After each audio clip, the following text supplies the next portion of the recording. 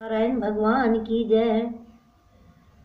एक समय नैमिषारण्य तीर्थ में शौनक आदि 88,000 ऋषियों ने श्री सूत जी से पूछा कि हे प्रभु, आज इस कलयुग में वेद विद्या रहित मनुष्यों को प्रभु भक्ति किस प्रकार मिलेगी तथा उनका उद्धार किस प्रकार होगा। इसलिए हे मुनिश्रेष्ठ, कोई ऐसा तप कहिए जिसे थोड़े समय में ही पुण्य प्राप्त होवे तथा मनवांछित फल मिले। वो कथा सुनने की हमारी इच्छा है। सर्वशास्त्र ज्ञाता श्री सूत जी बोले कि हे वैष्णवों में पूज्य, आप सबने सर्व प्राणियों के हित की बात पूछी है। अब मैं उस श्रेष्ठ व्रत को आप लोगों से कहूंगा जिस व्रत को नारद जी ने लक्ष्मी नारायण से पूछा था और लक्ष्मीपति मुनि श्रेष्ठ नारद से कहा था। सो ध्यान से सुनो। एक समय योगी राज नारद जी दूसरों के हित की इच्छा से अनेक लोकों में घूमते हुए मृत्युलोक में आ पहुंचे। यहाँ अनेक योनियों में जन्मे हुए प्राय मनुष्यों को अपने कर्मों के द्वारा अनेक दुखों से पीड़ित देखकर सोचा कि किस यत्न के करने से निश्चय ही इन प्राणियों के दुखों का नाश हो सकेगा। ऐसा मन में सोचकर विष्णु लोक को गए। वहां श्वेत वर्ण और 4 भुजाओं वाले देवों के ईश नारायण को देखकर, जिनके हाथों में शंख चक्र गदा और पद्म थे तथा वरमाला पहने हुए थे, देखकर स्तुति करने लगे कि हे भगवान, आप अत्यंत शक्ति से संपन्न हैं। मन तथा वाणी भी आपको नहीं पा सकती। आपका आदि मध्य और अंत नहीं है। निर्गुण स्वरूप सृष्टि के आदिभूत व भक्तों के दुखों को नष्ट करने वाले हो। आपको मेरा नमस्कार है। नारद जी से इस प्रकार की स्तुति सुनकर विष्णु भगवान बोले कि हे मुनि श्रेष्ठ, आपके मन में क्या है? आपका यहाँ किस काम के लिए आगमन हुआ है? निसंकोच कहो। तब नारद मुनि बोले कि मृत्युलोक में सब मनुष्य जो अनेक योनियों में पैदा हुए हैं, अपने अपने कर्मों के द्वारा अनेक प्रकार के दुखों से दुखी हो रहे हैं। हे नाथ, मुझ पर यदि दया रखते हो तो बतलाइए कि उन मनुष्यों के सब दुख थोड़े से ही प्रयत्न से कैसे दूर हो सकते हैं। श्री भगवान बोले कि हे नारद, मनुष्य की भलाई के लिए तुमने बहुत अच्छी बात पूछी है। जिस काम के करने से मनुष्य मोह से छूट जाता है वो मैं कहता हूँ बहुत पुण्य का देने वाला, स्वर्ग तथा मृत्युलोक दोनों में दुर्लभ एक उत्तम व्रत है। आज मैं प्रेम वश होकर तुमसे कहता हूँ। बहुत पुण्य का देने वाला, स्वर्ग तथा मृत्युलोक दोनों में ही ये व्रत दुर्लभ है और उत्तम व्रत है, उत्तम फल का देने वाला है। आज मैं प्रेम वश होकर तुमसे कहता हूँ, सत्यनारायण भगवान के व्रत को अच्छी तरह विधि पूर्वक करके मनुष्य आयु पर्यंत सुख भोग कर मरने पर मोक्ष को प्राप्त होता है। श्री भगवान के वचन सुनकर नारद मुनि बोले कि उस व्रत का क्या फल है, क्या विधान है और किसने ये व्रत किया है? किस दिन ये व्रत करना चाहिए? विस्तार से कहिए।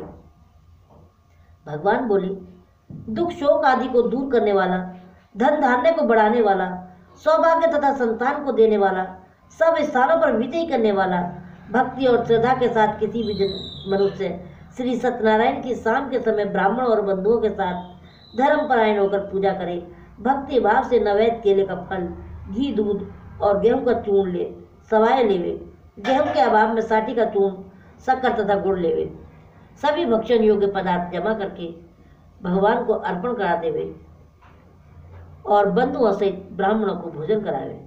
तत्पश्चात स्वयं भोजन करे, नित्य गीत आदि का आचरण करे, सत्यनारायण भगवान का स्मरण करता हुआ समय को व्यतीत करे। इस तरह इस व्रत को करने पर मनुष्य की इच्छा निश्चय ही पूरी होती है। विशेषकर भूमि पर यही मोक्ष का सरल उपाय है। बोल श्री सत्यनारायण भगवान की जय। लक्ष्मी नारायण नारायण नारायण, सत्य नारायण नारायण नारायण। बोल श्री सत्यनारायण भगवान की जय। सूत जी बोले कि हे ऋषियों, जिसने पहले समय में इस व्रत को किया है उसका इतिहास कहता हूँ, ध्यान से सुनो। सुंदर काशीपुरी नगरी में एक अत्यंत निर्धन ब्राह्मण रहता था। वह भूख और प्यास से बेचैन हुआ नित्य ही पृथ्वी पर घूमता था। ब्राह्मणों को प्रेम करने वाले भगवान ने ब्राह्मण को दुखी देखकर ब्राह्मण का रूप धारण करके उसके पास आदर के साथ पूछा कि हे विप्र, नित्य दुखी हुआ पृथ्वी पर क्यों घूमता है? हे श्रेष्ठ ब्राह्मण, ये सब मुझसे कहो, मैं सुनना चाहता हूँ। तो ब्राह्मण बोला, मैं निर्धन ब्राह्मण हूँ और भिक्षा के लिए पृथ्वी पर फिरता हूँ। भगवान, यदि आप इसका उपाय जानते हो तो कृपा करके मुझसे कहो। तब वृद्ध ब्राह्मण बोला कि हे ब्राह्मण, तुम सत्यनारायण भगवान मनवांछित फल को देने वाले हैं, इसलिए हे ब्राह्मण, तू उनका पूजन कर, जिसके करने से मनुष्य सब दुखों से मुक्त होता है। ब्राह्मण को व्रत का सारा विधान बतलाकर बूढ़े ब्राह्मण का रूप धारण करने वाले सत्यनारायण भगवान अंतर ध्यान हो गई।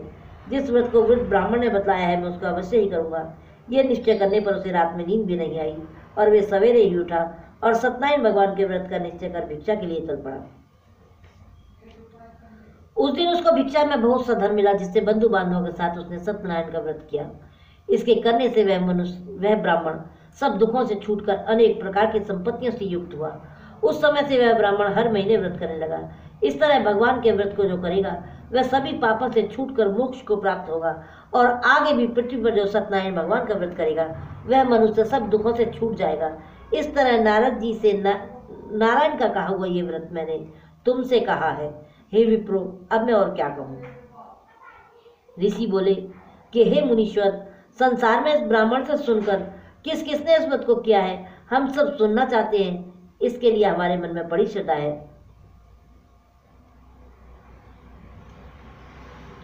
तब सूत जी बोले कि हे मुनियों, जिसने इस व्रत को किया है वह सब सुनो।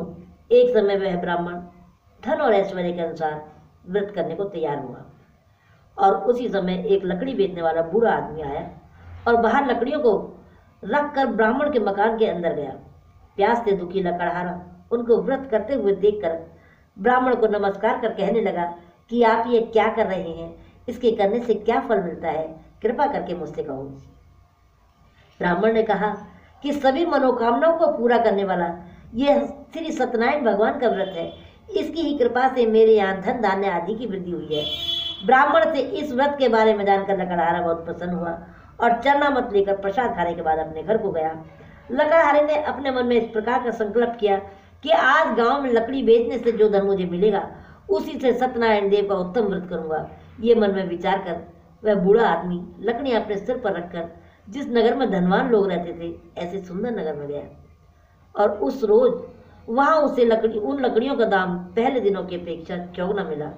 तो वह बूढ़ा लकड़हारा दाम लेकर अति प्रसन्न होकर पके केले की फली, शक्कर, घी, दूध, दही और गेहूं का चूर्ण इत्यादि सत्यनारायण भगवान के व्रत की कुल सामग्रियों को लेकर अपने घर को गया। फिर उसने विधि के साथ अपने भाइयों को बुलाकर विधि के साथ भगवान जी का पूजन और व्रत किया। उस व्रत के प्रभाव से बूढ़ा लकड़हारा धन, पुत्र आदि से युक्त हुआ और संसार के समस्त सुख भोगकर वैकुंठ को चला गया। बोल श्री सत्यनारायण भगवान की जय। लक्ष्मी नारायण नारायण नारायण, सत्यनारायण नारायण नारायण। बोल श्री सत्यनारायण भगवान की जय। सूत जी बोले कि हे श्रेष्ठ मुनियों, अब आगे की कथा कहता हूँ सुनो। प्रजापालन में लीन उल्कामुख नाम का एक बुद्धिमान राजा था और वह सत्यवक्ता और जितेंद्रिय भी था। प्रतिदिन देव स्थानों पर जाता था तथा गरीबों को धन देकर उनके कष्ट दूर करता था। उसकी पत्नी कमल के समान मुख वाली सती साध्वी भद्रशिला नदी के तट पर उन दोनों ने सत्यनारायण भगवान का उत्तम व्रत किया। उस समय में वहां एक साधु वैसे आया। उसके पास व्यापार के लिए बहुत सा धन था और वह नाव को किनारे पर ठहराकर राजा के पास गया और राजा को व्रत करते हुए देखकर विनय के साथ पूछने लगा कि हे राजन, भक्ति युक्त चित्त से आप क्या कर रहे हैं? मेरी सुनने की इच्छा है, सो आप मुझे बताइए। राजा बोला कि हे साधु, अपने बंधु बांधवों के साथ पुत्र आदि की प्राप्ति के लिए ये महाशक्तिवान व्रत व पूजन किया जा रहा है। इसी की कृपा से मेरे यहाँ धन धान्य आदि की वृद्धि हुई है। साधु बोला कि हे भगवान, हे राजा जी, हे राजन, मुझसे इसका संविधान कहो। मैं भी आपके कथनानुसार इस व्रत को करूँगा। मेरे भी कोई संतान नहीं है और इससे निश्चय ही होगी। राजा से सब विधान सुनकर व्यापार से निवृत्त होकर आनंद के साथ वो अपने घर गया और अपनी स्त्री से संतान देने वाले उस व्रत का समाचार कह सुनाया और कहा कि जब मेरे संतान होगी तब मैं इस व्रत को करूँगा। साधु ने ऐसे वचन अपनी स्त्री लीलावती से कहे। तो एक दिन उसकी स्त्री लीलावती पति के साथ आनंदित हो संसारिक धर्म में प्रवृत्त होकर भगवान सत्यनारायण भगवान की कृपा से गर्भवती हो गई और 10वें महीने में उसके सुंदर कन्या का जन्म हुआ। दिनों दिन वह इस प्रकार बढ़ने लगी जिस प्रकार शुक्ल पक्ष का चंद्रमा बढ़ता है, कन्या का नाम कलावती रखा गया। तब लीलावती ने मीठे शब्दों में अपने पति से कहा कि जो आपने संकल्प किया हुआ था, भगवान का व्रत करूंगा, अब आप उसे पूरा कीजिए। साधु बोला कि हे प्रिय, इसके विवाह पर करूंगा। इस प्रकार अपनी पत्नी को आश्वासन देकर वो नगर को गया। कलावती पितृगृह में वृद्धि को प्राप्त हो गई और साधु ने जब नगर में सखियों के साथ अपनी पुत्री को देखा तो तुरंत ही दूत बुलाकर कहा कि पुत्री के वास्ते कोई सुयोग वर देख कर लाओ। साधु की आज्ञा पाकर दूत कंचन नगर पहुंचा और वहां बड़ी खोज करके देखभाल करके लड़की के वास्ते सुयोगवाणी पुत्र को ले आया। उस सुयोग लड़के को देखकर साधु ने बंधु बांधवों से प्रसन्नचित अपनी पुत्री का विवाह उसके साथ कर दिया। किंतु दुर्भाग्य से विवाह के समय भी वह व्रत को करना भूल गया। तब भगवान क्रोधित हो गए और उसे श्राप दिया कि तुम्हें दारुण दुख प्राप्त हो। अपने कार्य में कुशल साधु बनिया जमाता सहित समुद्र के समीप स्थित रतनपुर नगर में गया। वहां दोनों ससुर जमाई चंद्रकेतु राजा के उस नगर में व्यापार करने लगे। एक रोज भगवान सत्यनारायण की माया से प्रेरित कोई राजा के धन को चुराकर चोर भागा जा रहा था, किंतु राजा के दूतों को आता हुआ देखकर चोर ने घबराकर भागते हुए वहीं धन को चुपचाप रख दिया जहां वो दोनों ससुर जमाई ठहरे हुए थे।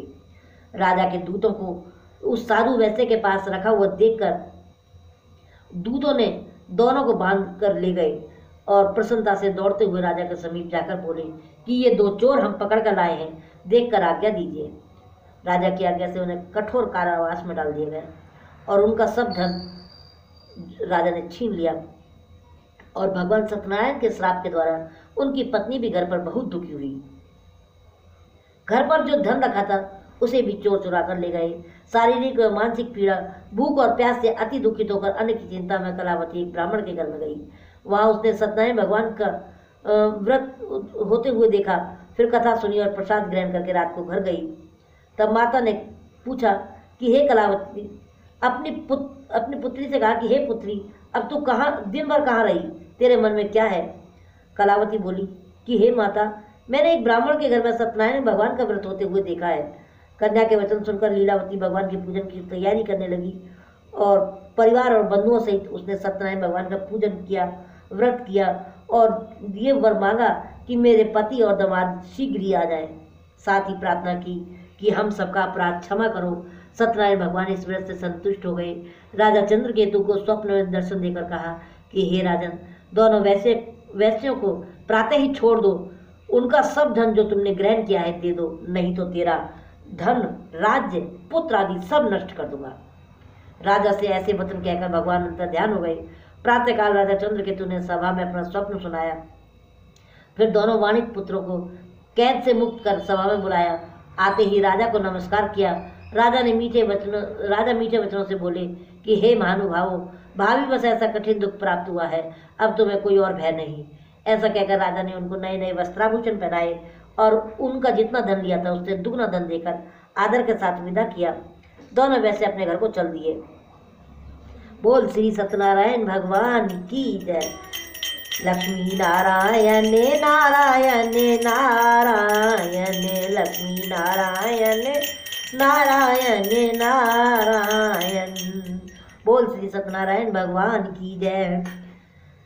सूत जी बोले कि वैश्य ने मंगलाचरण की यात्रा आरंभ की और अपने नगर को चला। उनके थोड़ी दूर निकलने पर दंडी वेशधारी सत्यनारायण भगवान ने उनसे पूछा कि हे साधु, तेरी नाव में क्या है? अभिमान वाणिक हंसता हुआ बोला, अभिमान से बोला कि हे दंडी, आप क्यों पूछते हो? क्या धन लेने की इच्छा है? मेरी नाव में तो बेल और पत्ते भरे हुए हैं। वैश्य का कठोर वचन सुनकर भगवान ने कहा, तुम्हारा वचन सत्य हो। दंडी ऐसा कहकर वहां से कुछ दूर जाकर समुद्र के किनारे बैठ गए। दंडी के जाने पर वैश्य ने नित्य क्रिया करने के बाद नाव को ऊंची ऊंची देखकर चंबा किया और बेल पत्ते आदि देखकर मूर्छित होकर जमीन पर गिर पड़ा। फिर मूर्छा खुलने पर बहुत शोक करने लगा। तब उसका दामाद बोला कि आप शोक न करें, ये दंडी का श्राप है, हमें उनकी शरण में चलना चाहिए, तभी हमारी मनोकामना पूरी होगी। दामाद के वचन सुनकर वह दंडी के पास पहुंचा। अत्यंत भक्ति भाव से नमस्कार करके बोला कि मैंने जो आपसे सत्य वचन कहे थे उनको क्षमा करो। ऐसा कहकर महान शोकातुर होकर रोने लगा। तब दंडी भगवान बोले कि हे वाणिक पुत्र, मेरी आज्ञा से तुझे बार बार दुख प्राप्त हुआ है, तू मेरी पूजा से विमुख हुआ है। साधु बोला कि हे भगवान, आपकी माया से मोहित ब्रह्म आदि भी आपके रूप को नहीं जानते, तब मैं अज्ञानी कैसे जान सकता हूँ। आप प्रसन्न होइए, मैं अपनी सामर्थ्य के अनुसार आपकी पूजा करूँगा। मेरी रक्षा करो और पहले के समान मेरी नौका में धन भर दो। उसके भक्तियुक्त वचन सुनकर भगवान प्रसन्न हो गए और इच्छा अनुसार वर देकर अंतर्ध्यान हो गए। तब उन्होंने नाव पर आकर देखा, नाव धन से परिपूर्ण थी। तब वह भगवान सत्यनारायण का पूजन करके साथियों सहित अपने नगर को चला, और जब नगर के निकट पहुंचा तब दूत को घर भेजा। दूत ने साधु के घर जाकर उसकी स्त्री को नमस्कार कर कहा कि साधु अपने दामाद सहित इस नगर के समीप आ गए हैं। ऐसा वचन सुनकर साधु की स्त्री ने बड़े हर्ष के साथ सत्यदेव का पूजन किया और पुत्री से कहा कि मैं अपने पति के दर्शन को जाती हूँ, तू कार्य पूर्ण करके शीघ्र आना। माता के ऐसे वचन सुनकर कलावती भी बाद में प्रसाद छोड़कर पति के पास चली गई। प्रसाद की अवज्ञा के कारण सत्यदेव रुष्ट हो गए और उसके पति को नाव सहित पानी में डुबो दिया। कलावती अपने पति को न देखकर रोती हुई जमीन पर गिर पड़ी। इस तरह नौका को डूबा तथा कन्या को रोता हुआ देखकर साधु दुखित होकर बोला कि हे प्रभु, मुझसे या मेरे परिवार से जो भी भूल हुई हो उसे क्षमा करो। उसके दीन वचन सुनकर सत्यदेव प्रसन्न हो गए और आकाशवाणी हुई कि हे साधु, तेरी कन्या मेरे प्रसाद को छोड़कर आई है, इसलिए इसका पति अदृश्य हुआ है। यदि वो घर जाकर प्रसाद खाकर लौटे तो इसको इसका पति अवश्य मिलेगा। ऐसी आकाशवाणी सुनकर कलावती ने घर पहुंचकर प्रसाद खाया, फिर आकर पति के दर्शन किए। तब पश्चात साधु ने बंधु बांधवों सहित सत्यदेव का विधि पूर्वक पूजन किया और उस दिन से वह हर पूर्णिमा को सत्यनारायण का पूजन करने लगा। फिर इस लोक के सुख भोग कर अंत में स्वर्ग लोक को गया। बोल श्री सत्यनारायण भगवान की जय। लक्ष्मी नारायण नारायण नारायण, भजमन नारायण नारायण नारायण। सूत जी बोले कि हे ऋषि, मैं और भी कथा कहता हूँ, सुनो। प्रजा पालन में लीन तुंगध्वज नाम का एक राजा था। उसने भी भगवान का प्रसाद त्याग कर बहुत दुख पाया था। एक समय वन में जाकर वन्य पशुओं को मारकर बढ़ के पेट के आया। वहाँ उसने ग्वालों को भक्ति भाव से बांधवों सहित सत्यनारायण जी का पूजन करते हुए देखा। राजा देखकर भी अभिमानवश न गया, न नमस्कार ही किया। जब ग्वाला ने भगवान का प्रसाद उसके सामने रखा तो वह प्रसाद को त्याग कर अपनी सुंदर नगरी को चला गया।